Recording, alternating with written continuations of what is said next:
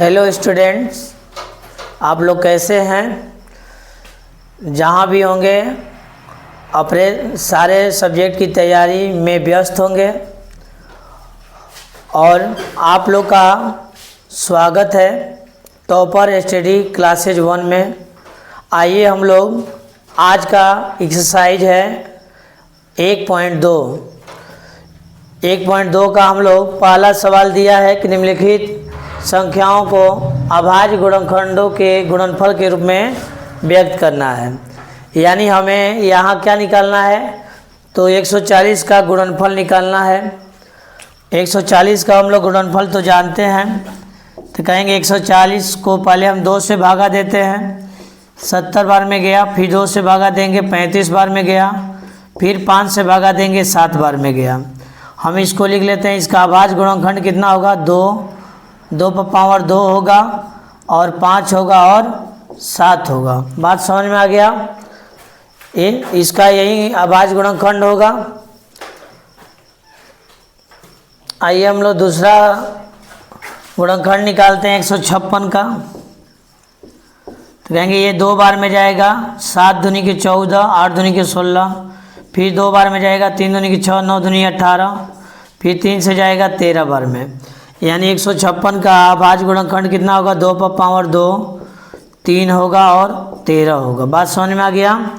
हम लोग 38-25 का भी निकाल लेते हैं। 38-25 का हम लोग अभाज्य गुणनखंड निकालेंगे, 5 से जाएगा, तो कहेंगे 7 × 35 कितना बच गया, 3 बच गया, 5 × 30 50 25 यानी 765 हो गया। फिर 5 से भागा देंगे, 5 × 5 2 बच गया, 50 25 5 3 15 153 हो गया। फिर 3 से भागा देंगे, 5 और 1 51 हो गया। फिर 3 से भागा देंगे, 17 हो गया। तो कहेंगे 5 पर पावर 2 गुणे 3 पर पावर 2 गुणे 17 हो जाएगा। इस तरह हम लोग क्या करेंगे, इसका अभाज्य गुणनखंड निकाल लेंगे। चौथा सवाल है 5 यानी जिसके इकाई अंक पर 5 रहता है हम लोग उसको 5 से भागा देते हैं। तो कहेंगे कि ये 5 से भागा जाएगा, 1 0 0 1 हो गया। फिर ये कितने बार में जाएगा, तो इसको 7 बार में देख लेते हैं हम लोग। 7 एकम 7 30 हो गया, 7 चौक 28, 2 बच गया, 7 त्रिके 21 हो गया। ये कितने बार में जाएगा, तो कहेंगे 143 कितने बार में जाएगा, तो हम लोग 11 से देख लेते हैं। 11 एकम 11, 3 बच गया, 11 3 33 यानी इसका अभाज्य गुणनखंड होगा 5 7 गुणे 11 गुणे 13 होगा। और इसका हम लोग देते हैं 74 29 का। 74 29 को हम लोग देखेंगे कि किससे जाएगा, पहले ये किससे जाएगा, तो हम लोग पहले इसको किससे देख लेते हैं, 19 से देखते हैं हम लोग। 19 से भागा लगता है कि नहीं, 19 से देखेंगे तो 74 229 19 19 3 57 19 4 76 हो जाएगा। 19 3 57 ये 7 हो गया, ये 1 ऊपर से 2 उतर गया।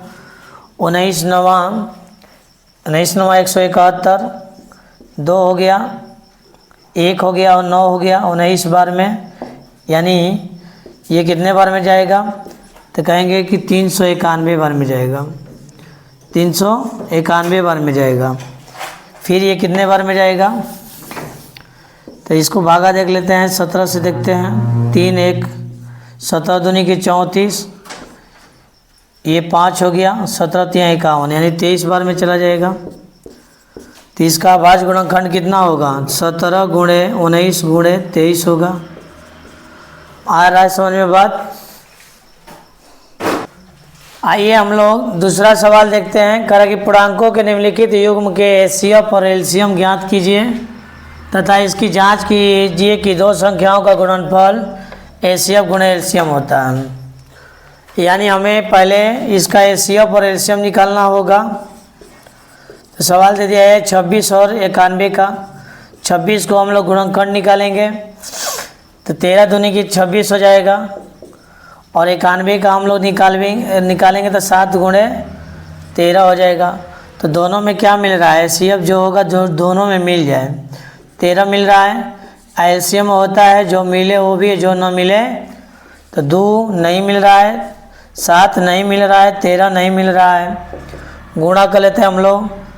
13 7 91, 91 में 2 का गुणा करेंगे तो 182 हो जाएगा। फिर क्या करेंगे, तो यहाँ हमें करें कि जांच करना है। क्या करना है, जांच कीजिए कि दो संख्याओं का जो गुणनफल है, दो संख्याओं का जो गुणनफल है वो किसके बराबर है। तो कहेंगे एलसीएम गुणे एचसीएफ के बराबर होगा। ये बातें क्या करना, जांच करना हमें। दो संख्या कौन कौन है, तो 26 और 91 है, और एचसीएफ कितना निकला है, तो 13 निकला है। एलसीएम कितना 182 है। हम लोग गुणा कर देते हैं। गुणा करेंगे तो 91 में 26 का गुणा कर लेते हैं। 6 9 6 54 और 2 9 दूनी 18, 6 6 3 2 यानी 2366 हो जाएगा। 2366 होगा। हम लोग 13 का 182 में गुणा करते हैं। 3 दूनी के 6, 8 3 के 24, 3 2 5 2 8 1 6 6 8 5 13 2, यहाँ भी 2366 आ गया। यानी इस बात की पुष्टि हो गई कि दो संख्याओं का गुणनफल एलसीएफ और एलसीएम के बराबर होता है। बात की क्या हो गई, पुष्टि हो गई। आइए हम लोग दूसरा सवाल देखते हैं। यहाँ दे रहा कि 510 और 92। तो पहले हम 510 का क्या निकालेंगे, अभाज्य गुणनखंड निकालेंगे, और 92 का भी हम लोग अभाज्य गुणनखंड निकालेंगे।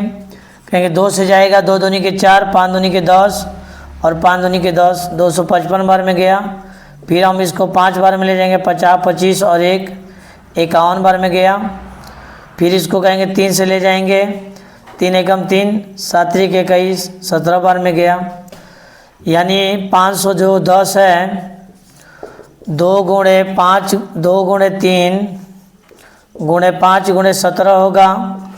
और इसको 2 से ले जाते हैं हम लोग, 4 दूनी के 8, 6 दूनी 12, 2 से 2 दूनी के 4 3, यानी जो 92 होगा उसका अभाज्य गुणनखंड 2 गुणे 2 गुणे 23 होगा। तो कहेंगे एचसीएफ कितना होगा, जो दोनों में मिल रहा है। क्या मिल रहा है बच्चा, तो कहेंगे 2 ही मिल रहा है, खाली दोनों में 2 ही क्या मिल रहा है, दोनों में। तो वहीं एचसीएफ हो जाएगा। एलसीएम कितना होगा, तो कहेंगे जो नहीं मिल रहा है, यानी सबसे बड़ा अंक वाला लेते हैं। 2 पर पावर कितना, 2 वाला बड़ा है। फिर 3 लेंगे, फिर 5 लेंगे, फिर 17 लेंगे और फिर 23 ले लेंगे। बात समझ में आ गया। हम लोग गुणा कर लेते हैं इसका। 2 दूनी के 4, 4 3 12, 12 5 60, 60 में 17 का गुणा करेंगे तो 7 6 42, 7 6 42 4 1020 हो जाएगा। 1020 में 2 दूनी के 4, 4 3 12, 12 5 60, 60 में कर लिए गुणा। फिर 23 में हम लोग गुणा कर लेते हैं 1020 से। 0 6 0 3 0 4 0 2 0 6 4 3 2, यानी 23 460 आ जाएगा। 23 460 आएगा। कहेंगे कि जांच कर लेते हैं हम लोग इसका। जांच क्या होगा, दो संख्याओं का गुणनफल, दो संख्याओं का जो गुणनफल है क्या होगा, दो संख्याओं का गुणनफल बराबर एचसीएफ गुणे एलसीएम होगा। एचसीएफ गुणे एलसीएम होगा। दो संख्या कितना है, तो कहेंगे 510 है और 92 है। और एचसीएफ कितना है इसका, तो 2 है और 23 460 है। गुणा कर लेते हैं हम लोग। 2 का गुणा हम लोग कर लेते हैं। 0 6 दूनी के 12, 8 1 9, 3 दूनी के 6 4, 46 920 आएगा। इसका भी गुणा हम लोग करेंगे तो उतना ही आएगा। तो इस तरह क्या होगा, दोनों बराबर हैं आपस में। ये बात क्या हो गई, इसकी पुष्टि हो गई। आइए हम लोग 336 का पहले हम लोग गुणनखंड निकाल लेते हैं। 336 का गुणनखंड 2 बार में गया। 2 एकम 2, 6 दूनी 12, 8 दूनी के 16, फिर 2 से गया 8 और 4, फिर 2 से गया 4 दूनी 8, 2 दूनी के 4, फिर 2 से गया 2 दूनी के 4 1 21 हो गया।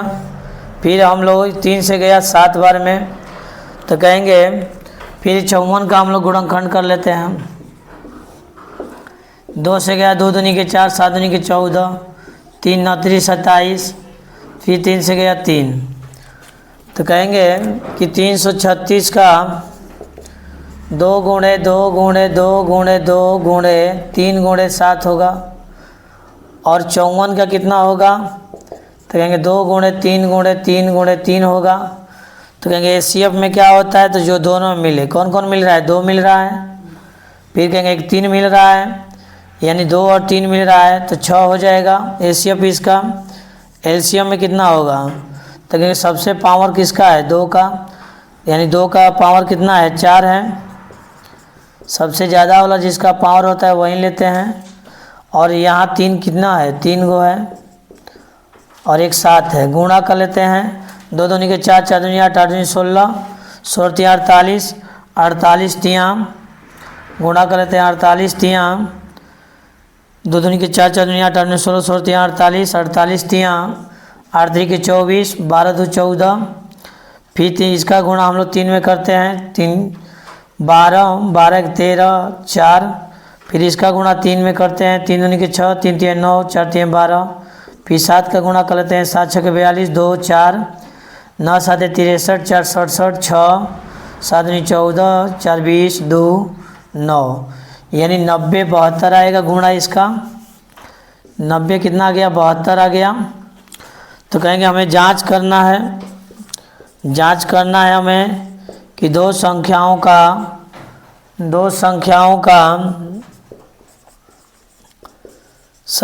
का जो गुणनफल है वो बराबर होता है एचसीएफ गुणे एलसीएम के। तो कहेंगे दो संख्याओं का गुणनफल कितना है, तो कहेंगे कि 336 गुणे 54 है। एचसीएफ कितना है, एचसीएफ 2 है, 6 है, एचसीएफ यहाँ 6 है, और एलसीएम कितना है, तो 90 72 है। बात समझ में आ गया, बात समझ में आया कि नहीं आया।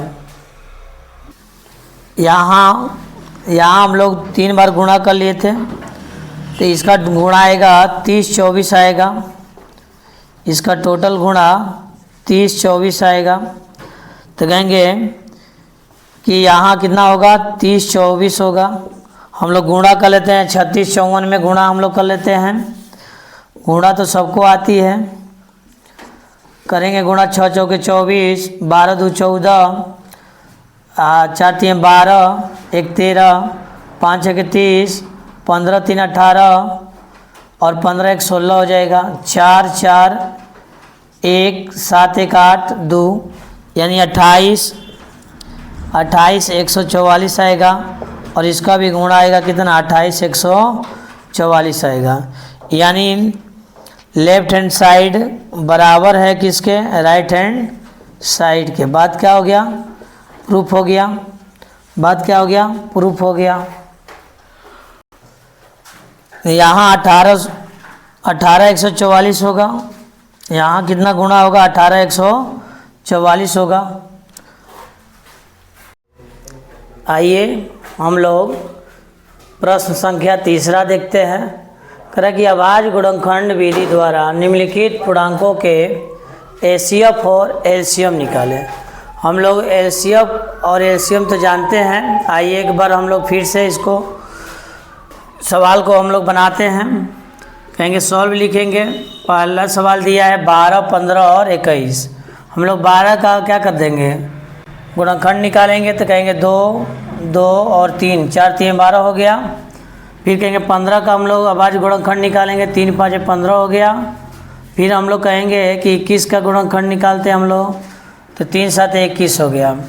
कहेंगे एचसीएफ कितना है बच्चा, तो जो तीनों में मिल रहा है, एचसीएफ यहाँ 3 हो जाएगा, एलसीएम कितना हो जाएगा, तो कहेंगे जो मिलेगा वो भी, जो न मिले वो भी, यानी 2 गुणे 2 3 5 और 7। हम लोग गुणा कर लेते हैं, 2 दूनी के 4 4 3 12 12 5 60, 60 में 7 का गुणा करेंगे तो 420 आ जाएगा। क्या आ जाएगा? 420 आ जाएगा। यही हमको निकालना है एलसीएम, एसीएफ और एलसीएम निकालना है हम लोग को। कोई दिक्कत है?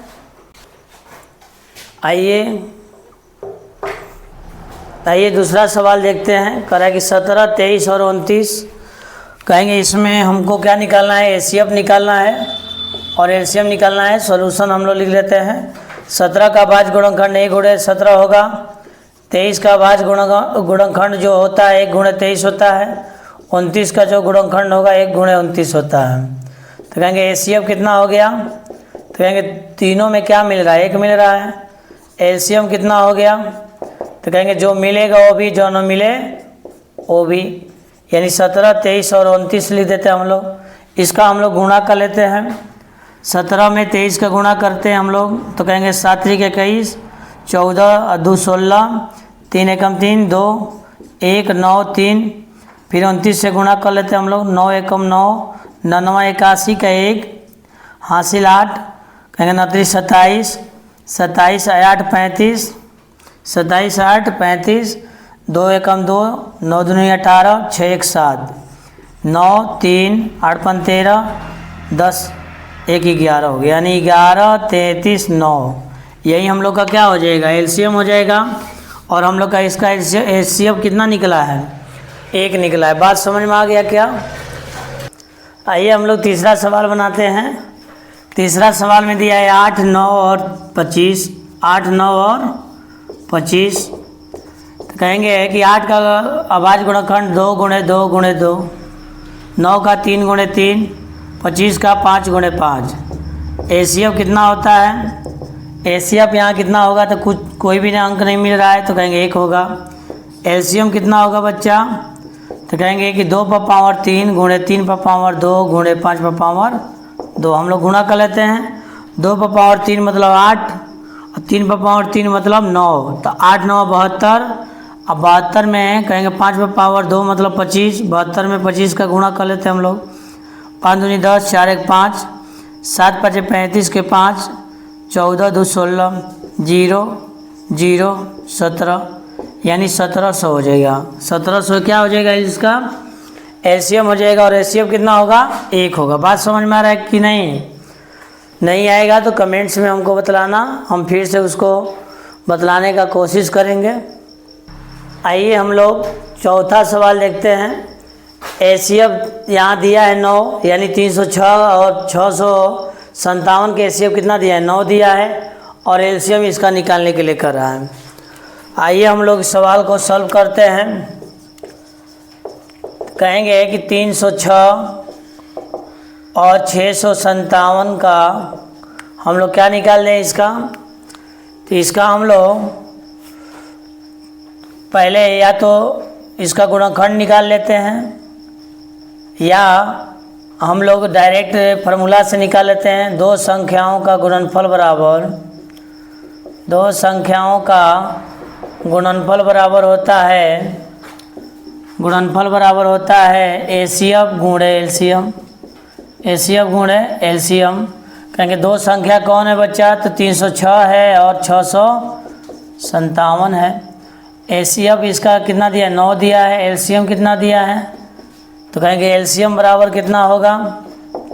306 गुणे 657 बटे में 9 होगा। हम लोग 9 से कटा देते हैं।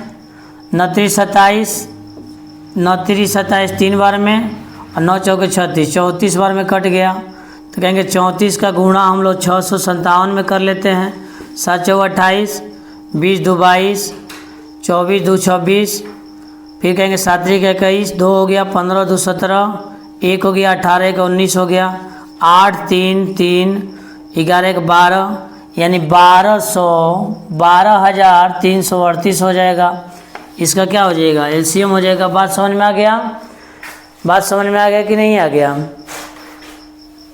आइए हम लोग कह रहा है कि जांच कीजिए कि 5वां सवाल हम लोग देखते हैं कि जांच कीजिए कि क्या किसी प्राकृतिक संख्या n के लिए संख्या 6 पर पावर n अंक 0 पर समाप्त हो सकती है कि नहीं होगी। हमको क्या करना है? जांच करना है। तो कहेंगे आइए हम लोग जांच करते हैं। इसका सॉल्यूशन लिखते हैं। यहाँ कह रहा है कि 6 पर पावर जो n है वो 0 पर समाप्त होगी कि नहीं होगी। इसका अभाज्य गुणनखंड करेंगे तो 2 गुणे 3 होगा, 2 गुणे 3 होगा। यहाँ तो कहेंगे कि 0 पर समाप्त होने के लिए, शून्य पर समाप्त होने के लिए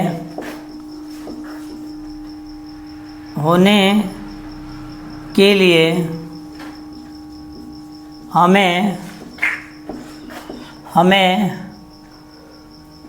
अभाज्य संख्या जो मिलेगी, अभाज्य संख्या 2 और 5 होगी। 2 तथा 5 से विभाजित होगी, 2 तथा 5 से विभाजित होगी। तो हम इसमें क्या देख रहे हैं, 2 तो है, 2 से तो विभाजित होगी, 2 से तो विभाजित होगी, परंतु 3 से पूर्णतः विभाजित नहीं होगी। 3 से पूर्णतः क्या होगी, विभाजित नहीं होगी। इसलिए कहेंगे कि 6 पर पावर n अंक जो है शून्य पर समाप्त नहीं होगी। बात समझ में आ गया। कहेंगे 6 का अभाज्य गुणनखंड करेंगे 2 और 3 होगा।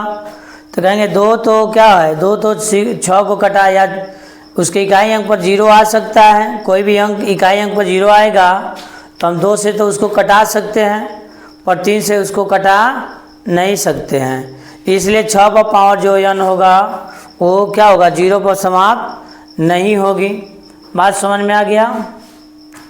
आइए हम लोग छठा सवाल को देखते हैं। करके व्याख्या कीजिए कि 7 गुणे 11 गुणे 13 प्लस 13 और 7 गुणे 6 गुणे 5 गुणे 4 गुणे 3 गुणे 2 प्लस 5 है। आइए हम लोग इसको क्या कर रहा है कि ये भाज्य संख्याएं हैं, क्यों है। तो भाज्य संख्याएं क्यों है, तो कहते हैं हम लोग कि पहले हम लोग मतलब 7 गुणे 11 गुणे 13 प्लस 13 दिया है। तो कहेंगे ये क्या हो जाएगा, तो कहेंगे 13 कॉमन ले लेते हैं, तो 7 गुणे 11 प्लस 1 हो जाएगा। कहेंगे 13 77 प्लस 1, तो कहेंगे 13 गुणे 78 हो जाएगा। गुणा कर लेते हैं हम लोग 78 गुणे 13 में, 78 गुणे 13 8 3 24, 7 3 21, 21 2 23, 8 7 4, 8 3 11, 9 1 10, कहेंगे 10 14 हो जाएगा। ये कैसी संख्या है, तो कहेंगे भाज्य संख्या है। कैसी संख्या है, भाज्य संख्या है। तथा 7 गुणे 6 गुणे 5 गुणे 4 गुणे 3 गुणे 2 गुणे 1 भी कर लेते हैं हम लोग प्लस 5। कहेंगे कॉमन क्या होगा, 5 कॉमन होगा। 7 गुणे 6 गुणे 4 गुणे 3 गुणे 2 गुणे 1 प्लस 1 हो जाएगा। हम लोग गुणा कर लेते हैं। 7 6 42, 42 में 4 का गुणा करेंगे तो 42 4 है, 42 में 4 का गुणा हो जाएगा, 4 दूनी 8 168। तो फिर कहेंगे 3 का गुणा कर लेते हैं, 8 3 के 24, 18 2 20, 3 2 5 हो जाएगा। फिर हम लोग 2 का गुणा कर लेते हैं, 4 दूनी के 8 0 10 हो जाएगा, और 1 जोड़ लेते हैं इसमें, तो कहेंगे 1009 हो जाएगा। और इसको गुणा कर लेते हैं, 9 5 45 4 0 5, यानी ये कैसी संख्या है, भाज्य संख्या है। कैसी संख्या है, भाज्य संख्या, यानी 1 से अधिक अंक से कटेगा। तो कह देंगे कि अतः यह संख्याएं भाज्य संख्याएं होगी। यह संख्याएं कैसी संख्या होगी, तो कहेंगे भाज्य संख्याएं होगी। बात समझ में आ रहा है क्या।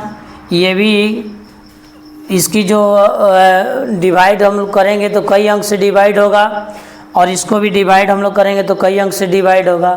इसलिए दोनों संख्याएं क्या होगी, भाज्य संख्याएं होंगी। बात समझ में आ गया क्या? आइए 7वां सवाल देखते हैं। कह रहा है किसी खेल के मैदान के चारों ओर एक एक वृत्ताकार पथ है।